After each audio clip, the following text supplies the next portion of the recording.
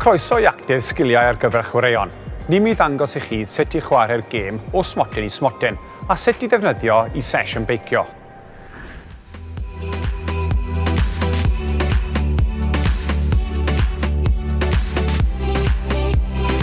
Ar gyfer y gweithgaredd hwn, bydd angen smotiau neu gonau, beic a helmed, a digon o le i'r plant i gyd fydd yn cymryd rhan. Rhowch gonau o'r un lliw mewn sgwâr neu betrial, i ffwrdd o waliau neu unrhyw rwystrau. Dyma fydd eich man chwarae. Gallwch hefyd ddefnyddio marciau llinell os oes rhaid. Rhowch smotiau neu gonau y tu mewn i'r man diogel, wedi ei gwasgaru'n gyfartal drwyddi. Gofynnwch i blant ddechrau wrth wthio'r beic neu reidio beic o Smotyn i Smotyn, a parhau i ailadrodd. Gofynnwch i'r plant gadw'r sgôr. Rhowch gynnig arall ar y gweithgaredd i weld a allant giro ei sgôr.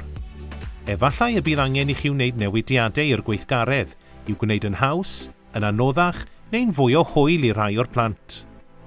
Gallwch ddefnyddio LTOP i wneud newidiadau i'r gêm, i wneud yn siŵr ei fod yn gynhwysol i bawb. Mae yn golygu lle. Gallwch fod yn nes at neu ymhellach i ffwrdd, neu gallwch wneud y lle chwarae yn fwy neu yn llai. Mae yn golygu tasg. Sut y gallwch chi chwarae'r gêm? Mae O yn golygu offer. Pa offer rydych chi'n ei ddefnyddio? Mae P yn golygu pobl. Faint o bobl sy'n cymryd rhan? Dyma chydig o syniadau. Ychwanegwch mwy o smotiau a lleihau'r pellter rhwng y smotiau. Newid cyfeiriad, neu gellir defnyddio gwahanol smotiau lliw. Nawr, newidiwch y dasg. Heriwch y disgyblion i feicio o Smotyn i Smotyn drwy sefyll ar bedalau neu godi un llaw wrth feicio.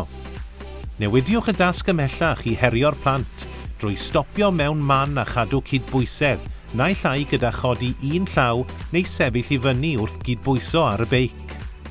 Gallwch bob amser ofyn i'r plant am ei syniadau. Cyn belled ei fod yn ddiogel, rhowch gynnig arni.